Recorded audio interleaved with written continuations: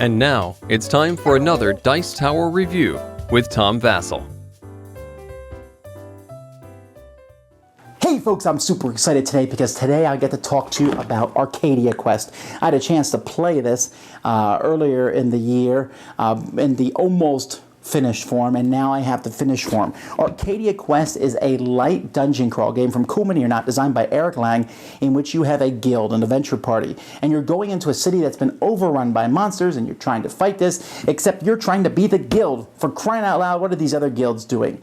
And the other guilds are in there, but you are not friends. You are not even remotely friendly. In fact, if a monster slays someone from another guild, you think that is hilarious. Let me show you.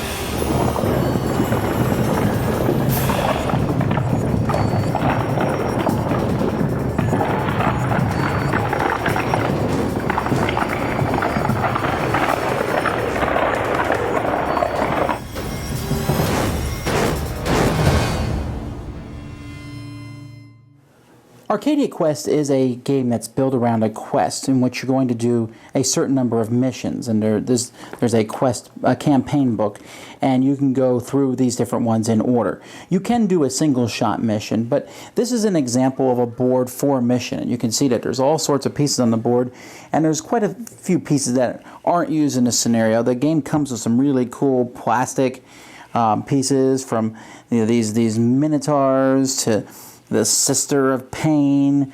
There's all sorts of cool figures that you can use. Out on the board right now are many different monsters, and there's cards for those monsters here. But what's going to happen in this game is each player is going to pick their guild. At the beginning of the game, players will choose characters or draft them, and they're going to build a guild. This is the Green Guild, for example, here. Now, what this player is doing here is they have their 3 characters that they've picked, and there's 5 pieces of starting equipment that you get. A slingshot, parrying blade, rusty blade, and then 2 magic attacks, a life drain, nova bolt. And you can put these on any character you want. You got to give each character at least 1. Each character also has a special ability. They have a certain number of hit points, and they have a number of dice that they roll for defense. So what a player is going to do is, you can see here that the players have their different characters. They have colored bases to show that it's them, and they start their characters wherever the scenario tells them to start. Now, each scenario has some cards that are mission objectives that are on the board. On this one, you need to kill an orc captain. There's 2 of them all the way here at the end, and you also need to close the gate. You need to get into these 2 spots here and close the gate after fighting those hammer beastmen. Then, kill green, kill orange, kill red, kill blue. You need to kill one person of one of the other teams. And now, you need to accomplish 3 of these to end the mission. So, you're going to have to attack somebody else. So, everyone is your enemy here. Not just your characters, but the opposing characters too. Now, the board is made up of lots of different things. There, you can see here, here's some characters. There's a portal in which you can warp to other portals on the board that are of the same color. There's different question marks. When you land on those, you can flip it over.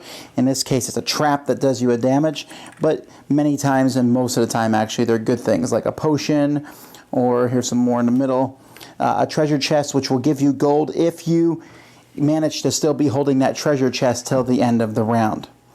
Now, the monsters on the board kind of attack only if you are next to them and move somewhere else. Like, let's say I'm here and I move to an adjacent spot away from this monster, or I attack someone who's not next to him, he'll attack me. Or if I move and attack him and he survives, he'll attack me back. When you attack somebody, you're going to be rolling dice equal to the weapon that you're using. So this would make sense if we looked up here at the guild board, and let's say that Kanga here is going to attack someone with the rusty blade. What that means, first of all, she's going to put a token of her team on it. So she's the green team, the panda team. That exhausts that weapon, and she can't use that weapon again until it is unexhausted. This weapon gives 3 black dice. So she's going to roll those dice, and it's a melee attack, so she's going to be looking for melee symbols on the dice. So she rolls the dice, and in this case, she rolled an arrow, which is a miss. She rolled a sword, which is a hit, and she rolled this burst symbol, which is a hit, and even better than that, means you get to roll again. in which case you rolled another sword, so that's a total of 3 hits. If she had rolled another burst, she could keep rolling again and again and again and again and again. Then if you're attacking someone with defense, they would roll defensive dice, which have a lot of blanks on them but have shields, and they also have a burst symbol on them, which counts as a shield, and you get to roll it again.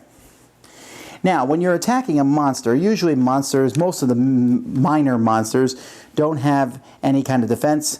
If you hit them with enough hit points to kill them, they're dead, but they will hit you back before they die, unless you hit them.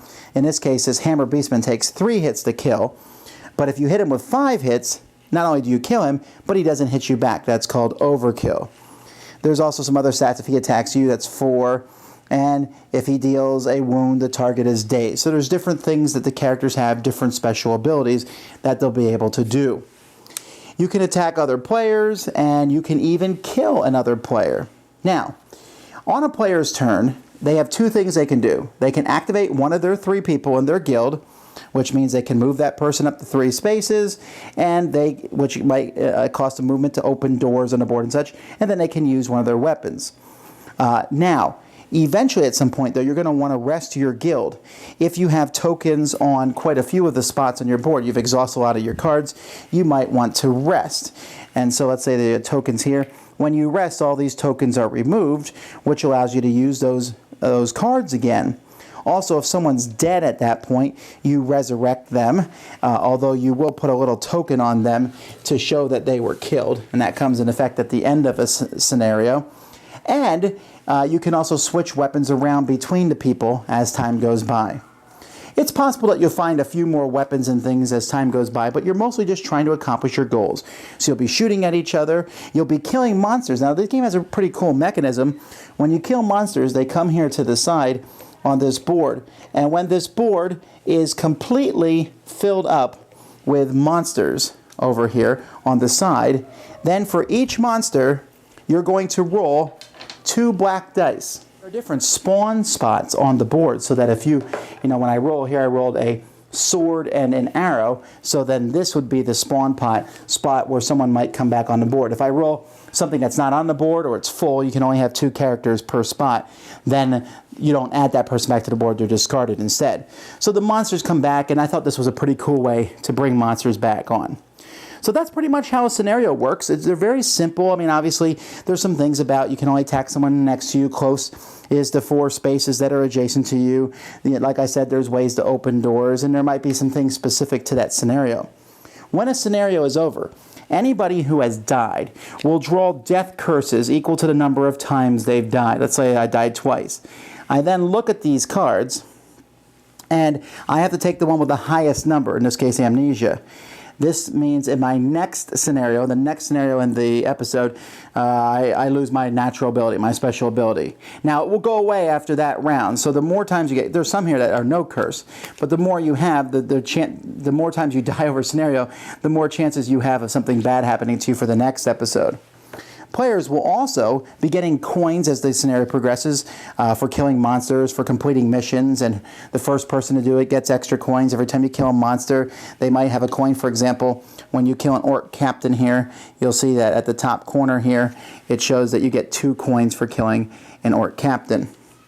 And at the end of the scenario, players are going to be drafting cards. They'll be drafting 6 cards, and then they'll look through those cards, and they're able to buy equipment. Like I say, oh, a trusty blade here. Not only does this give me 3 attack dice, but I can re-roll once, and it also gives me an extra defensive die. And so this is for level 1. After you're done with the next scenario, then you're buying stuff from level 2, 3, 4, 5, till you get to the really awesome equipment, where I might have here the Last Stand. This gives me extra defense dice equal to the total wounds on this hero. So there's really cool, all sorts of cool things that you can get. And you keep going to get to the final scenario, and whoever wins the final scenario wins the game. Now the game does, each scenario takes about 45 minutes an hour to play, but there is ways to keep track of where people are in the scenarios and to keep track of your inventory of each of the players so that you can essentially save a game from time to time. And you can also play a one-off at whatever level you want. Wow, do I love this game. I love it, I love it, I love it. It's so much fun. First of all, the miniatures are amazing. Yeah, they're chibi-ish, where the head is 1/3 of the body, and I've gotten used to that. But I love the monsters. The stuff is great. I'm not a painter, and I want to paint this stuff. Cool Mini or Not does great miniatures. Everything is super high quality. The cards are good quality, the tiles, and there's a ton of stuff in this box. There's 5 rounds. There's 5 ways, 5 scenarios when you go in, but there's more than that possible. So you can decide which way you're going to go in. When you beat a scenario, you get a title. Let's see, if you beat, like one of the things, you become Guardian of the Gate, and that may come into effect in a later mission. That's really cool. And the different characters, I really enjoy it. The different characters and different weapons and different combinations, super fun. And there's already an expansion out, more planned. Oh man, this is great. Now, what is this game? It's not a dungeon crawl. I love Descent, and you can see I have lots of Descent stuff here on my shelf. Tons of Descent. It's a dungeon crawl, very fun game. Arcadia Quest is a different beast than that. To me, this is a fun little skirmish / monster killing game, and it's very competitive, which I think is very fun. And I like to sit there and just the most amazing things happen. If there's one mechanism I like in a game, it's that burst symbol on the dice. To be able to, you say, I only get 1 defensive die, but you never know. You might roll the burst symbol, then the burst symbol again. The chances are small, but still, it's really fun when that sort of thing happens, and all sorts of great things.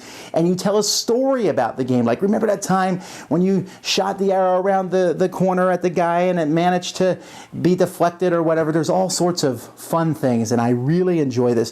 Different scenarios. You can create your own scenarios. The artwork looks really good, and it's light and fun. Now, do realize that the game is light. The rule book here, this is the campaign book, but the rule book itself, I think the rule book's in the box here.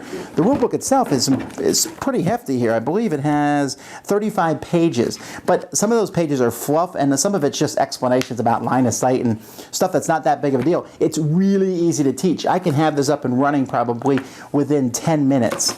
Oh, I do like this. I don't know where I'm placing it right now in my favorite games, but it's definitely in my top 100.